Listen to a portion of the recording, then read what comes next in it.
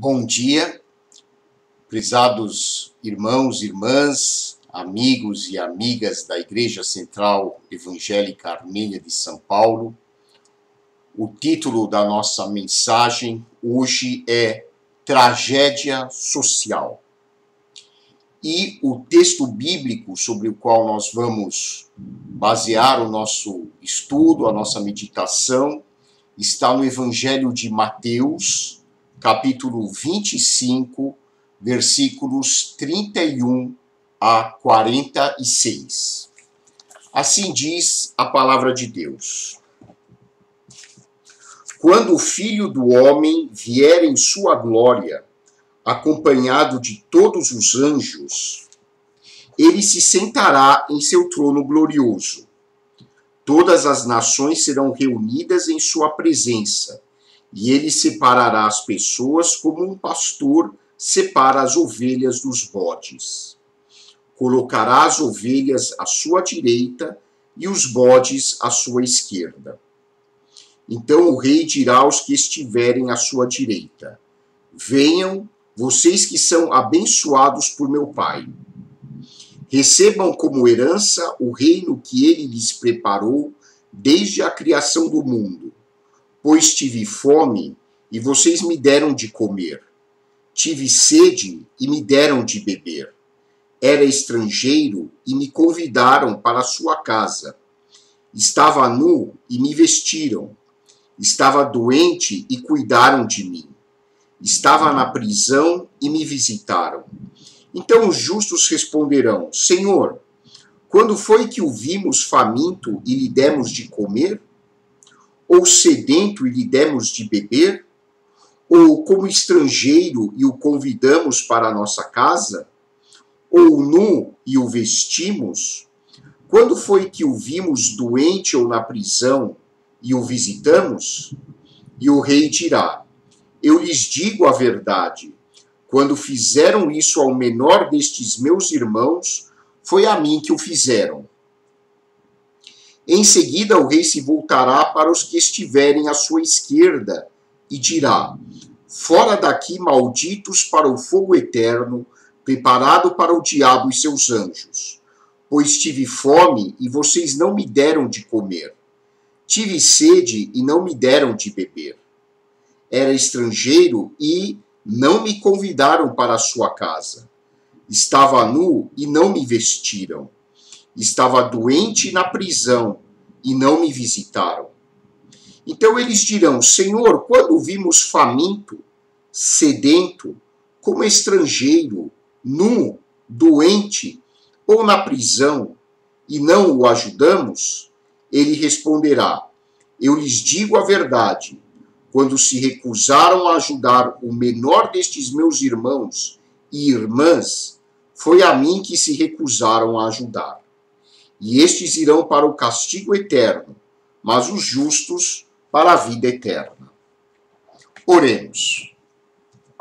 Santo Deus, nosso Pai, nós te agradecemos pela tua palavra, pedimos que tu nos abençoes e nos ilumines para podermos compreender o significado desta passagem bíblica. Perdoa, Pai, os nossos pecados.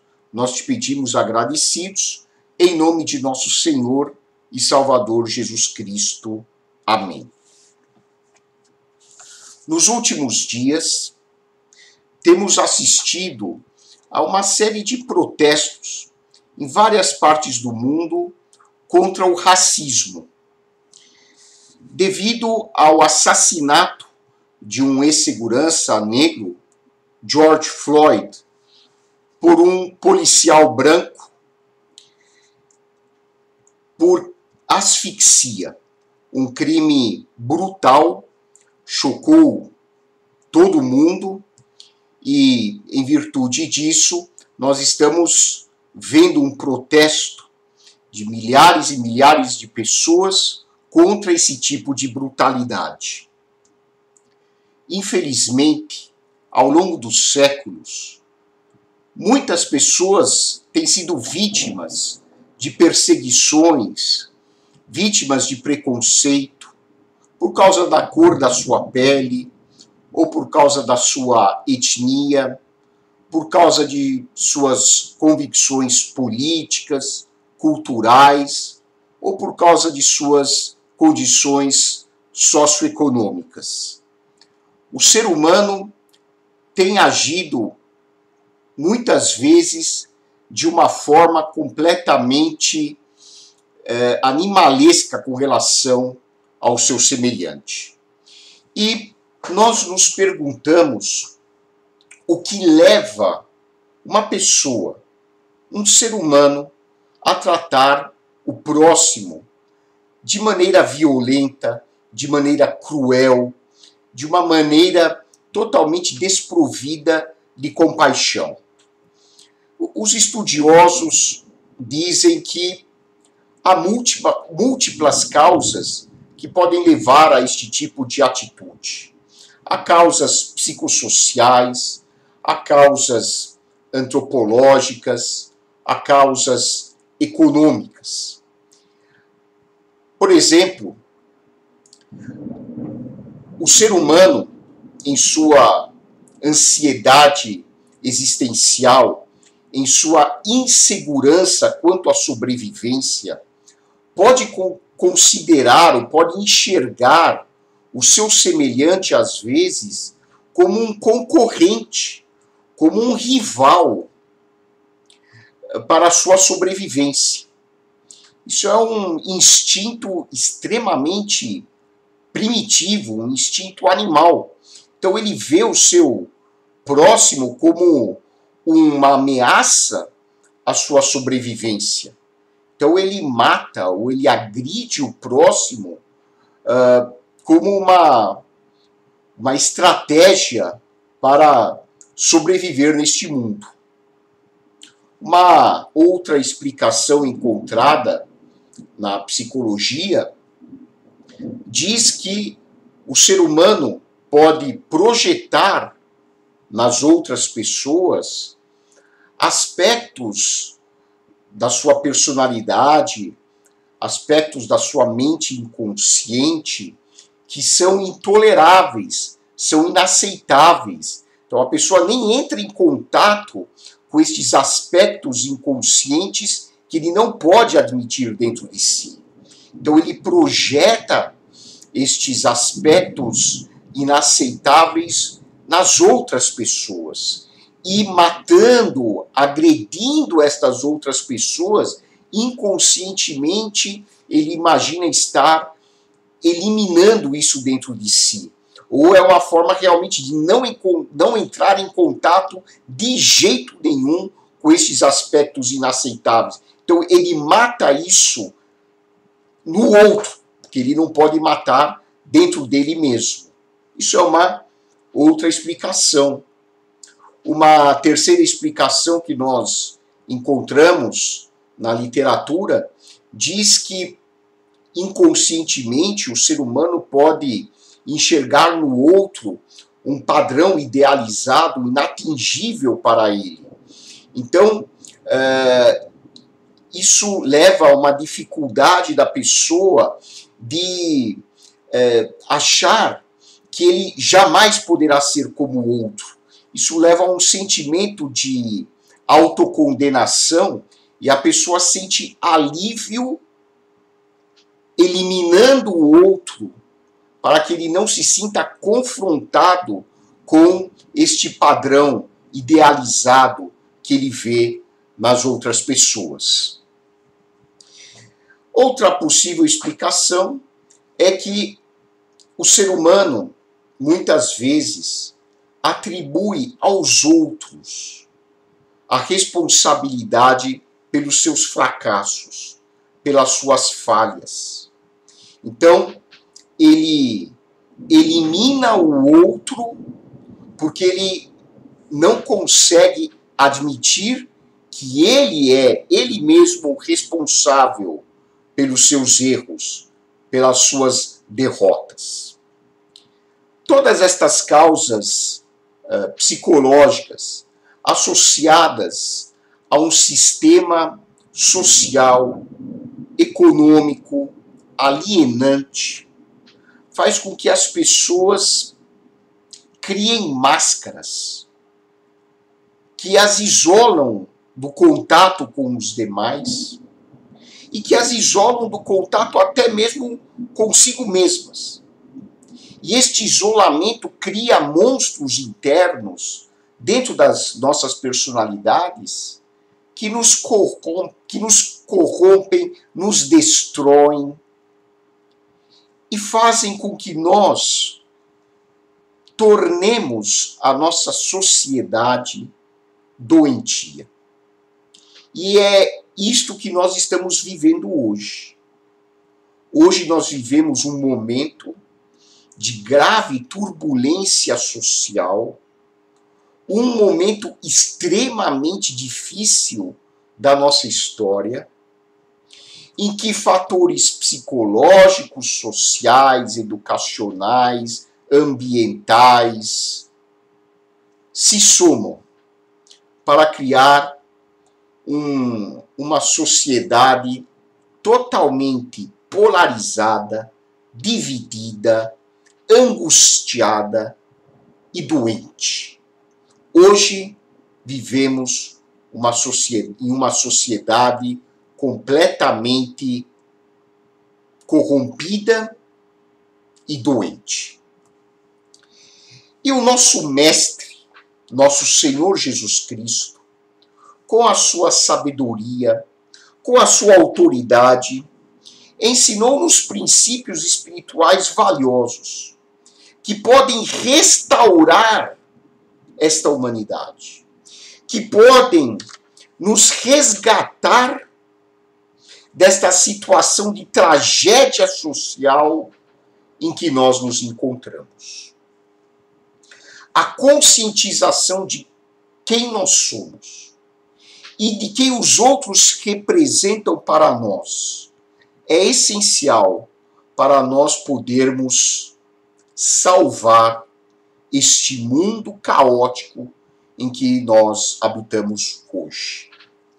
Para sermos cristãos autênticos, é necessário enxergarmos Cristo presente em cada ser humano. O que essa passagem bíblica alusiva ao juízo final pode nos ensinar?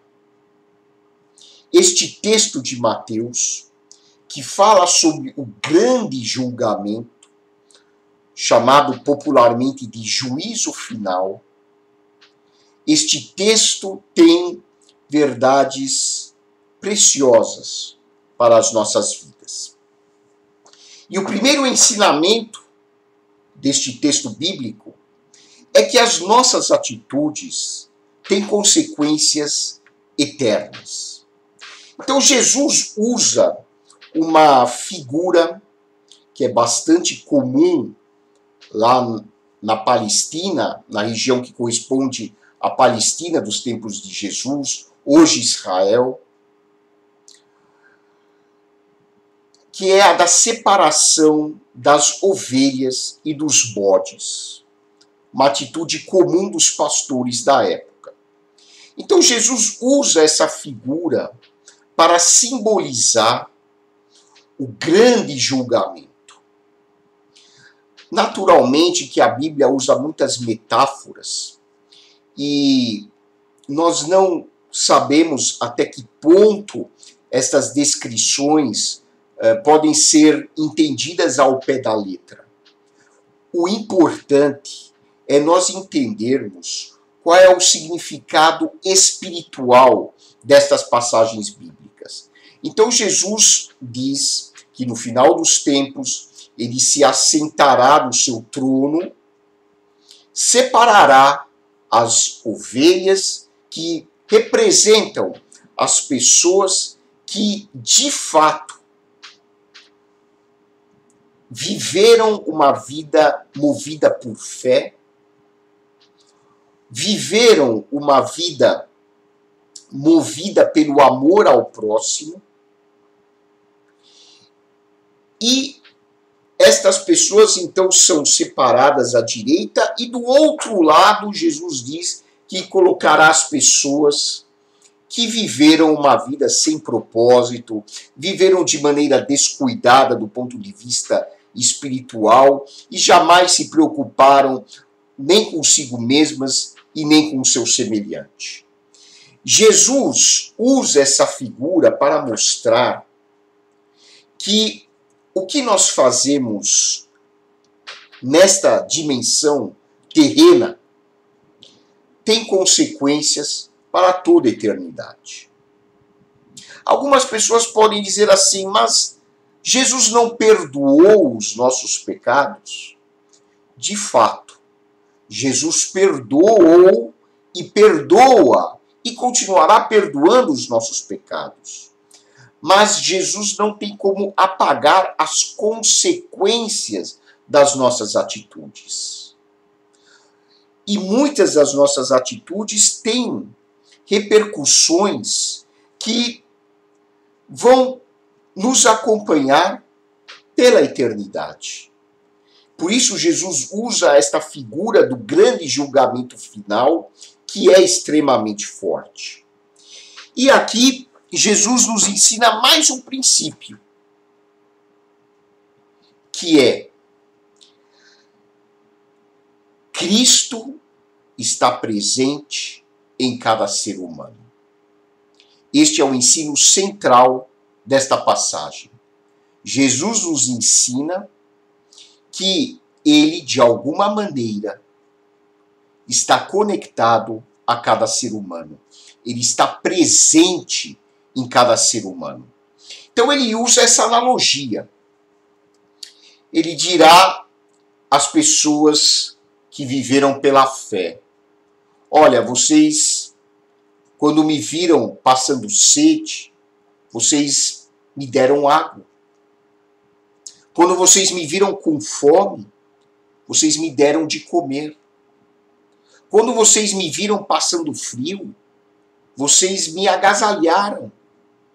Quando eu estive doente, vocês cuidaram de mim. Venham, benditos do meu Pai, e entrem no reino que Ele preparou para vocês. As pessoas, aparentemente, pelo menos de acordo com o texto, se sentiram ou se sentirão espantadas. Mas, Senhor Jesus, quando é que nós vimos o Senhor com sede? Quando é que nós vimos o Senhor desamparado? Quando é que nós vimos o Senhor passando fome? Quando é que nós fomos visitar o Senhor preso? Quando é que nós vimos o Senhor doente? Como assim? E Jesus dará esta resposta: olha, quando vocês olharam para o seu semelhante e se identificaram com ele e deram um copo de água para ele, ou vocês deram um prato de comida para ele, ou vocês agasalharam uma pessoa que estava passando frio, quando vocês viram uma pessoa doente e a ajudaram, na verdade, vocês estavam fazendo tudo isso para mim. O que nós podemos aprender desta explicação do Mestre? É que, apesar de cada um de nós ter a sua individualidade, Jesus está presente em cada ser humano, sem exceção.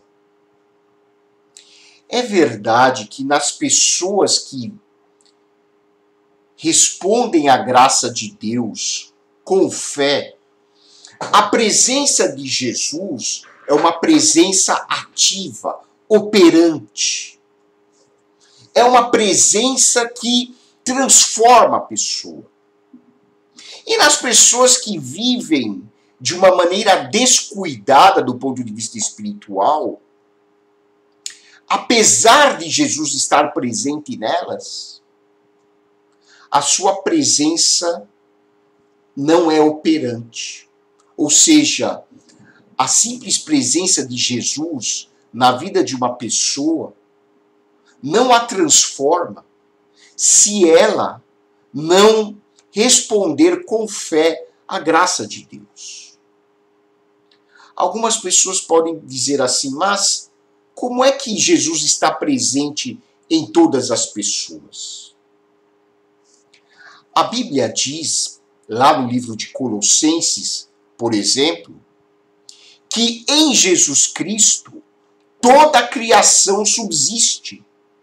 Ou seja, até a nossa vida física, a nossa respiração, o nosso fôlego, a nossa pulsação, só é possível porque Deus está presente em nós. E Deus criou tudo, de acordo com o Evangelho de João, por meio de Cristo. Porque antes do Verbo de Deus assumir a forma humana em Jesus, o Verbo de Deus já existia com o Pai. Claro, essa relação entre as pessoas de Deus, as pessoas da Trindade, é extremamente complexa para a nossa mente finita. Mas nós podemos aceitar pela fé que, de alguma maneira, essa essência da pessoa de Cristo já existia antes de Jesus vir ao mundo através de Maria. E Cristo está presente em cada ser humano, porque se Cristo não estivesse, essa pessoa sequer estaria viva. Toda a vida procede de Deus por meio de Cristo. E isso é um exercício espiritual que nos permite viver de uma forma pacífica, construtiva e saudável. Ver a pessoa de Jesus no nosso vizinho, no nosso filho, na nossa filha, no nosso pai, na nossa mãe, no nosso irmão, no nosso colega de trabalho e até mesmo nas pessoas que não são simpáticas conosco. Nem todas as pessoas são boas para nós. Há pessoas, lamentavelmente, que agem de uma maneira negativa conosco. E a nossa tendência humana é, num primeiro momento, reagir de uma forma agressiva. Essa é a tendência da nossa natureza psicológica. Mas Jesus aqui nos convida a mudar a nossa visão e enxergar a sua pessoa, o Senhor Jesus, até mesmo no nosso inimigo. Da nossa parte, nós não queremos ter inimigos. O cristão não deve alimentar o rancor e nem criar inimizades, mas nós não temos como impedir que outras pessoas nos considerem como inimigas, embora nós jamais tenhamos essa intenção ou não deveremos ter essa intenção. Claro que nós erramos também, mas se nós olharmos para cada pessoa e enxergarmos atrás da sua individualidade ou atrás das máscaras que as pessoas usam, a pessoa de Jesus, nós vamos mudar o rumo da história. Nenhuma pessoa pode fazer mal a outra pessoa se ela olhar para esta pessoa e ver Jesus dentro dela. E é isso que Jesus ensina aqui nesse texto. Quando nós fazemos qualquer coisa para o nosso próximo, nós estamos fazendo para Jesus, de uma maneira direta ou indireta. E Jesus, quando condena o comportamento daquelas pessoas que estão à sua esquerda, nessa cena ilustrativa do grande julgamento, Jesus diz a elas: olha, vocês me viram com sede, vocês me viram passando fome, vocês me viram passando frio, me doente, vocês não fizeram nada. As pessoas vão dizer: mas, Senhor, isso nunca aconteceu. E Jesus dirá a elas: cada vez que vocês viram uma pessoa nessas condições e vocês não ajudaram, foi a mim que vocês deixaram de ajudar. Quando nós entendemos que as nossas atitudes têm consequências eternas, quando nós entendemos que Jesus está presente em cada pessoa, a única atitude possível que brota desta conscientização é o amor. E o apóstolo Paulo escreve aos Gálatas que a verdadeira fé é a fé que age por meio do amor. Ele diz aos Gálatas que em Cristo Jesus a circuncisão não tem valor algum, a incircuncisão não tem valor algum. O que tem valor é a fé que atua pelo amor. Ou seja, rituais religiosos, por mais bonitos que sejam, por mais importantes que sejam, eles não têm valor algum se a pessoa não tem fé, e uma fé que se expresse através do amor ao próximo. E nestes dias de radicalização que nós estamos vivendo, eu convido você, meu querido amigo, minha amiga, a refletir sobre esse texto. Eu li que haverá manifestações nas ruas e parece que até lutadores de artes marciais estarão infiltrados para agredir as pessoas. Gente, que coisa horrível, tenebrosa. Nós estamos em 2021 e dá a impressão de que a humanidade não evoluiu absolutamente nada em termos espirituais. Ela evoluiu em termos tecnológicos, em termos científicos. Hoje nós temos micro-ondas, nós temos celular, nós temos computador, mas espiritualmente o ser humano ainda está engatinhando. Demora mesmo, viu, gente? É assim, demora. Esse processo de crescimento espiritual é doloroso, tem altos e baixos. Não é para a gente ficar desanimado, não. Mas é fundamental nós, cristãos, eu digo cristãos no sentido de seguirmos os ensinamentos do Senhor Jesus. Nós que temos essa consciência de seguir os valores ensinados por Jesus, de seguirmos a fé na graça de Deus, nós precisamos nos manifestar e clamar à sociedade para que ela saia deste torpor espiritual.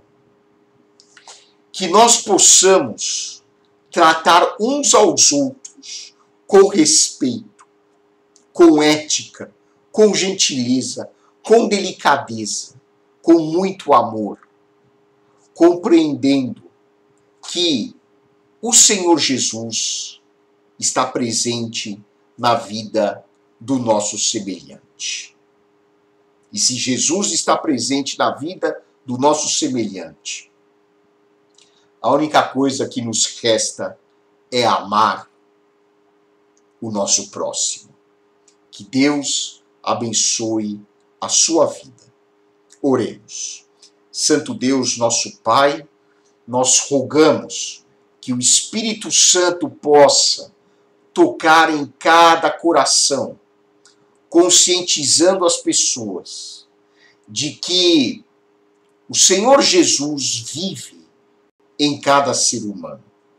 Que possamos nos tratar de uma maneira amorosa, gentil, bondosa, para que a nossa sociedade viva de uma forma ética, com saúde espiritual, e que nós possamos transformar esta nossa existência no reino que tu sonhaste para cada um de nós. Nós agradecemos a ti, em nome de Jesus. Amém. E que a graça de nosso Senhor e Salvador Jesus Cristo, o amor do nosso Pai e a comunhão do Espírito Santo sejam com cada um de vós, agora e para todo sempre. Amém. Uma excelente semana para você e que Deus o abençoe, que Deus a abençoe.